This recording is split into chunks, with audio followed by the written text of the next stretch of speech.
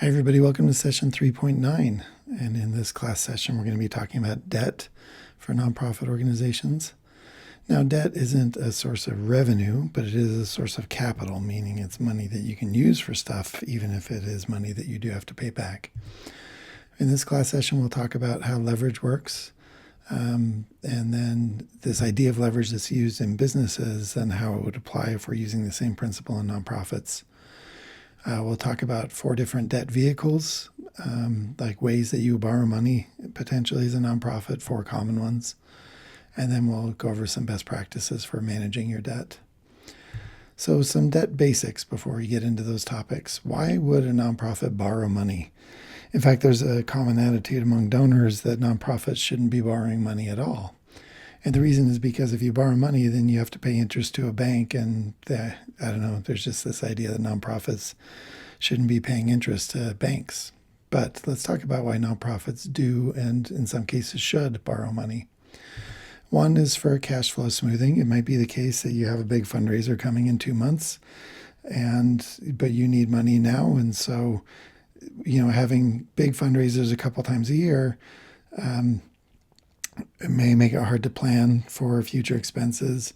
And so you use debt to smooth your cash flow between big fundraisers.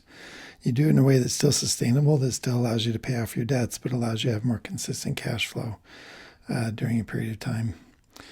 You might borrow money for capital purchases. So if you're buying a new building or a fleet of vans or something like that, you would borrow money as a nonprofit. And then finally, leverage is another reason that a nonprofit should borrow. And let's talk about leverage in just a moment here. But let me introduce a couple other quick concepts that relate to nonprofit organizations and debt, and just debt generally. First is the difference between what's called recourse versus non-recourse debt. Recourse debt is whether or not, recourse versus non-recourse determines whether or not a borrower is personally liable for the debt. And an example of non-recourse debt is in many states, if you have a mortgage and you default on your mortgage, the bank can take away the house, but they can't take everything else that you own.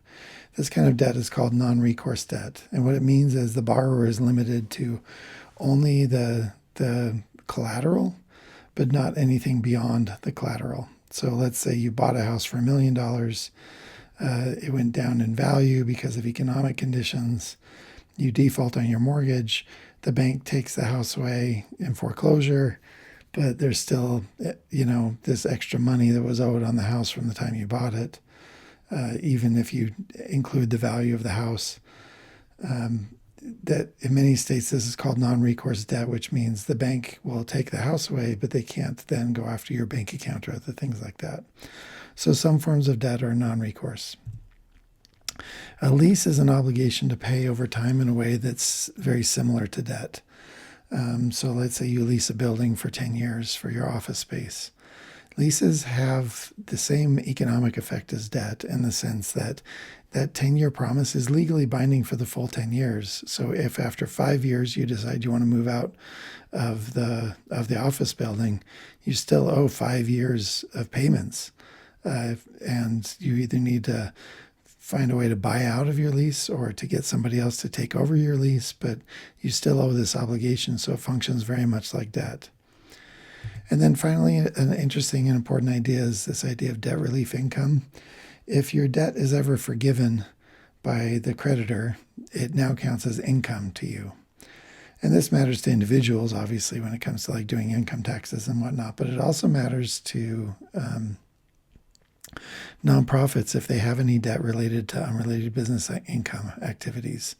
So if you have a for-profit activity that's not related to your charitable purpose, there's some debt associated with that. If that debt is forgiven, that's now taxable income to the unrelated business. So it's important to keep in mind that any forgiven debt counts as income. Okay, so let's talk about the idea of leverage. Leverage is a concept used in business settings all the time, and it works when the cost of borrowing is less than the return on your investment, meaning that you can go do some productive business activity, and let's say you get a return on that activity of 6%. So you put money into it, you get a 6% positive return back from it. If the cost of borrowing is less than the return on your investment, then this is a great opportunity to engage in what's called leverage. And let me show you how it works. Let's say I start out with $1,000 in savings. If I want to borrow money, I have to borrow it at 4%. But this business idea I have is going to return 6%. If I take only my savings, I put my $1,000 in savings into the business opportunity, I'm going to get a 6% return. So the net earning is going to be $60. But what I could also do is I take my $1,000 and I leverage it. So I put in 1,000, then I convince a bank to loan me 9,000. And that's going to be a combination of me having the money in the bank plus I basically convince the bank that the business idea here is a good one. So the bank loans me 9,000, I use my own 1,000, and that gives me $10,000 total invested. Well, at a 6% return, I'm now getting $10,600 back, but I have to pay what I owe to the bank, which is $9,000 plus the interest rate. And so that's what that amount turns out to there on the slide, the $9,360. And the net earning in this case now is $240 instead of just $60.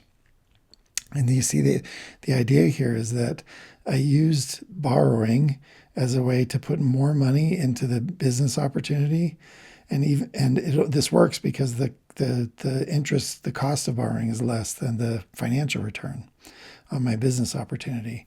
And so instead of making $60, I made $240, so it's 3 times as much because I used the bank to add money into this business opportunity.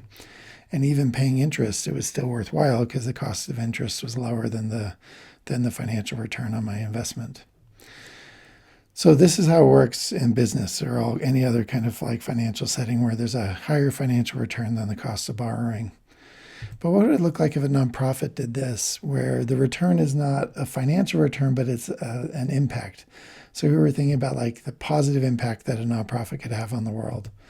Well, if the nonprofit takes its $1,000 and puts it in there, it creates an impact of $1,060.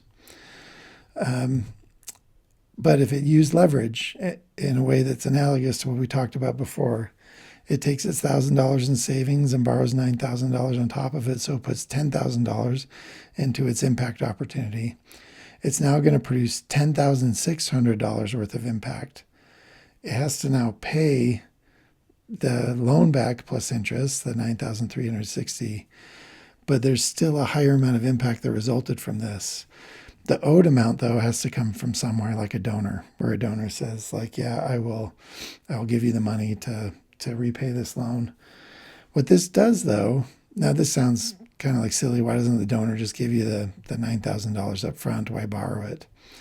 Because it may be the case that the donor doesn't have the $9,000 right away, but you can get the loan today, and then over time, the donor helps you pay down the debt. And what this does is this allows you to move a future impact up to a present day impact, because you pay loans you take out loans today, but you pay them off in the future. And where this is so cool is because if you can convince a donor to help you pay back that debt over time, then you can get the money right up front right away and start having impact immediately rather than having to wait for it in the future.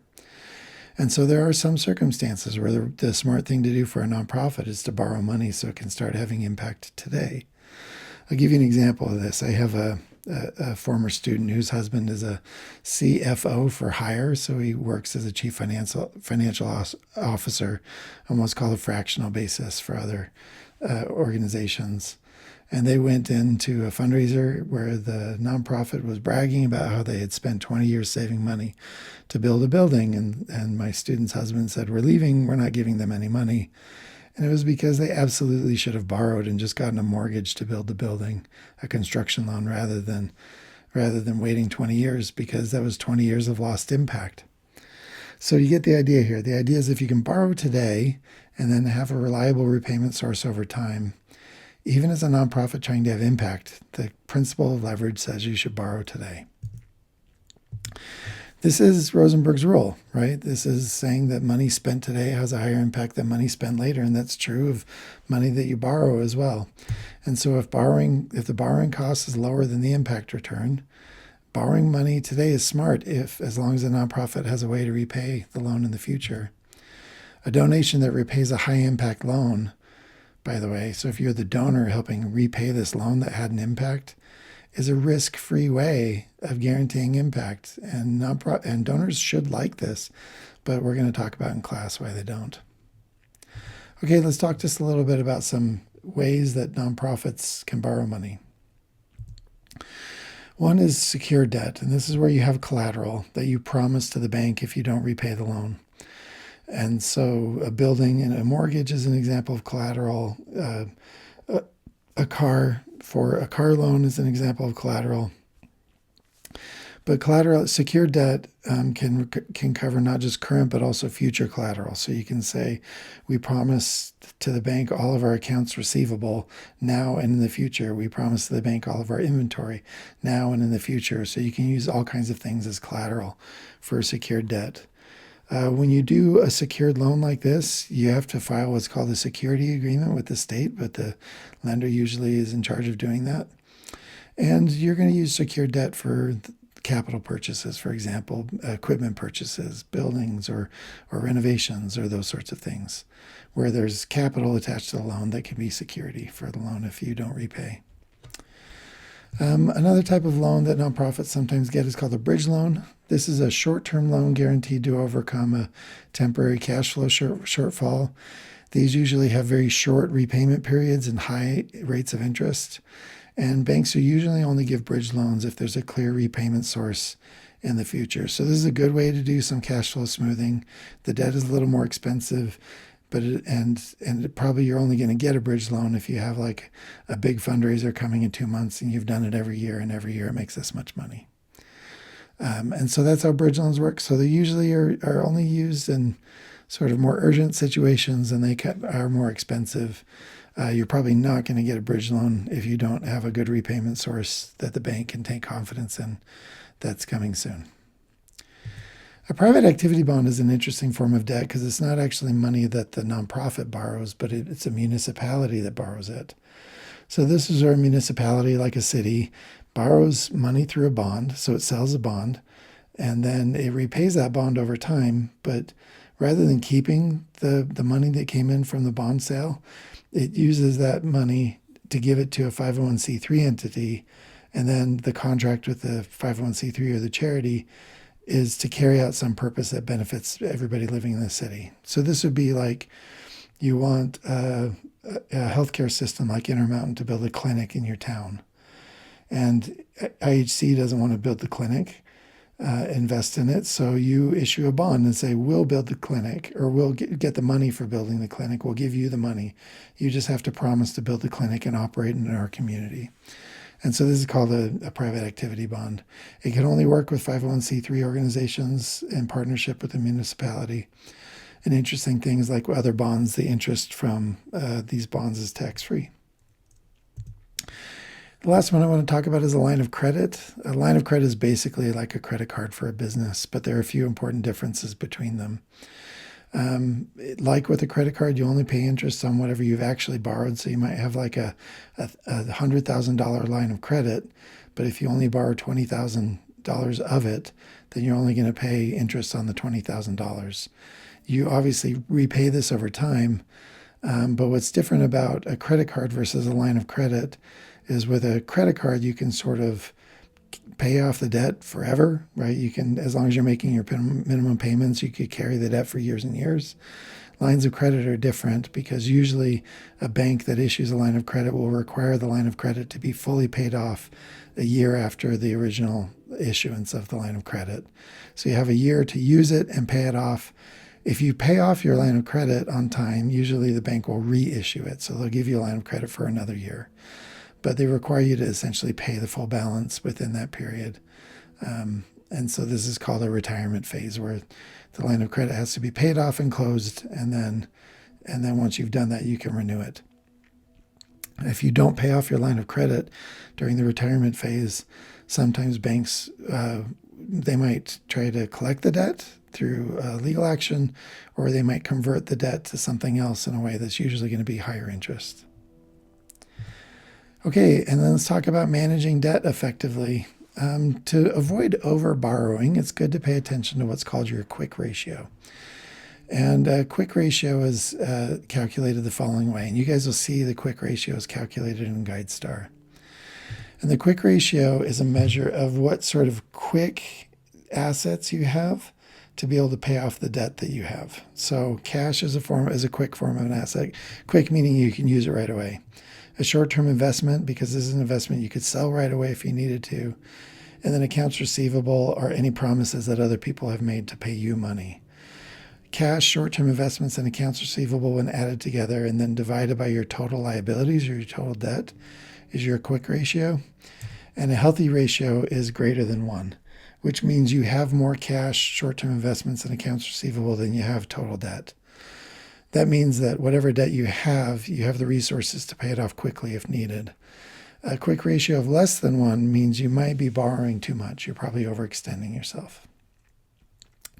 Where there might be exceptions to this is like a mortgage on a building, because mortgage doesn't count toward the quick ratio assets, but the mortgage is usually going to be secured by the building. So, and then some thoughts about bankruptcy. Nonprofits declare bankruptcy sometimes, just like for-profit companies do or individuals do. And here's some tips about bankruptcy that you need to be aware of. When you go into bankruptcy, what happens is the court appoints a trustee. So there's now somebody who has financial control of all the assets of the nonprofit when it declares bankruptcy. The nonprofit has to make sure to disclose all of its assets, everything it owns that's valuable, to the trustee.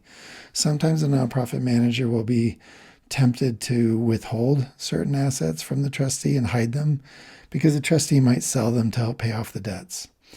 And the nonprofit says, no, we really want to hold on to this. Like, let's say you have a bank account set aside with $20,000 and you want to keep this so that when you exit bankruptcy, you've got an extra 20 grand to take care of your employees or whatever you do. If you hide that bank account or hide any other assets like this, the court can actually just cancel your bankruptcy. It's fraudulent to not disclose all the assets. And if you try to hide any assets from the trustee, the court will not only find that you're behaving fraudulently, but they can just cancel your bankruptcy, and then you'll get sued into non-existence and go out of business. There are things that you can do in a period prior to bankruptcy that a court can undo or void or claw back. So let's say, for example, you're going to be declaring bankruptcy, like you're just in a really bad way financially, but you get this unexpected $5,000 donation a month before you're declaring bankruptcy. And so you get this $5,000 and you're feeling bad for your employees. And so you decide, let's pay a bonus to our employees so we can take care of them, as we go into bankruptcy. The court has the power to go take that $5,000 back from the employees, the bonuses, even if they already spent the money. And it's because if you're heading into bankruptcy, we want to make sure you're not doing reckless things that are taking advantage of the donors of the bankruptcy process. And then finally, just remember, bankruptcy is always better than prison. So don't do stupid things, to sort of like take advantage of bankruptcy that might be illegal. We'll talk about these two questions in class, and so we'll just call it there. See you then.